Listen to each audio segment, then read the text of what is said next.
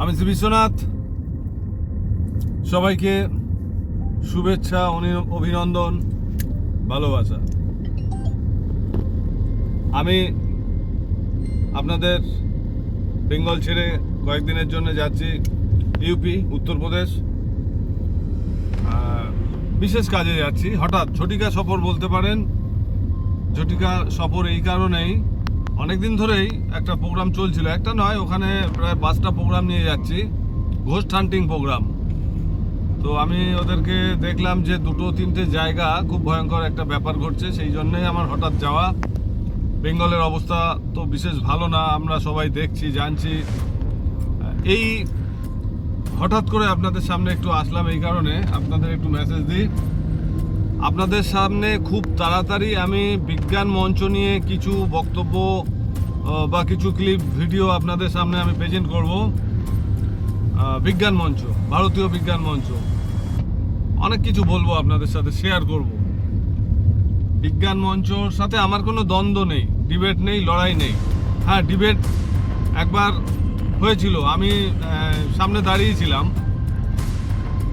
গত বছরের কথা, না গত বছর না, এই বছরই প্রথম দিকের কথা, বোধহয় সম্ভবত ফেব্রুয়ারি মাসে। আমাদের বাংলার বিশেষ একটা চ্যানেল, বিখ্যাত একটা জনপ্রিয় শো, সেখানে আমাকে আগের বছর আমন্ত্রণ জানিয়েছিল, কিন্তু আমি তখন উড়িষ্যা ছিলাম বলে প্রেজেন্ট থাকতে পারিনি। কিন্তু ফেব্রুয়ারিতে ওখানেও আমি উড়িষ্যায় ছিলাম, তো ওরা আমার সাথে কন্ট্যাক্ট করলো এবং আমি আসলাম। আসার পরে আমায় বললো যে আমরা একটা অনুষ্ঠান করতে চাই, এমন যে প্যারানর্মাল সায়েন্স ভার্সেস সায়েন্স, আপনি কি থাকবেন স্যার? আমি বললাম নিশ্চয়ই, কেন না। বললো তাহলে আমরা এখনই ফোন করে ওদের সাথে কনফার্ম করি, তারপরে আপনাকে ডেট করে আমরা ব্যবস্থা করবো। আমি বললাম হ্যাঁ, ফোন লাগান। তো ওরা ফোন লাগিয়ে আধ ঘন্টা কথা হওয়ার পরে আমায় বললো যে স্যার ওরা বসতে চাইছে না, এখনই গ্রিন সিগন্যাল দিচ্ছে না, টাইম নিয়েছে, আমরা আপনাকে 2-1 দিনের মধ্যে জানাবো, আপনি প্লিজ কলকাতা ছেড়ে এখন যাবেন না। বললাম ওকে। তো 2 দিন কেটে গেল, কিন্তু বিজ্ঞান মঞ্চ থেকে কোনো রেসপন্স আসেনি। লাস্টে বলল যে তারা বসতে রাজি নয়। তারাই বলতে পারবে কেন রাজি নয়, আমি বসতে রাজি হয়েছিলাম। তো যাই হোক, তাদের সম্বন্ধে আমি কিছু বলবো, আপনাদের শেয়ার করব খুব তাড়াতাড়ি। ভারতীয় বিজ্ঞান মঞ্চ, এরা মাঝে মাঝে উতলে পড়ে।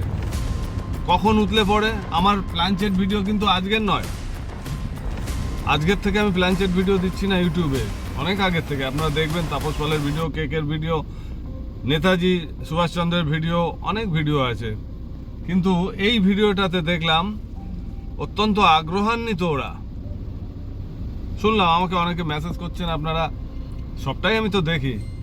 তো উতলে পড়েছেন, কেন উতলে পড়েছেন, রহস্য কি বলবো আপনাদের।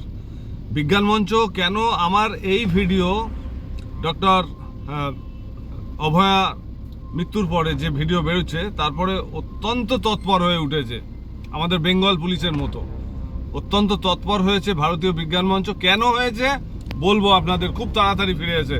আমি উত্তরপ্রদেশ যাচ্ছি, খুব তাড়াতাড়ি ফিরবো বেঙ্গলে, জবাব দেবো আপনাদের। ওকে, ততক্ষণ ভালো থাকুন সবাই, শুভেচ্ছা রইল, বাই।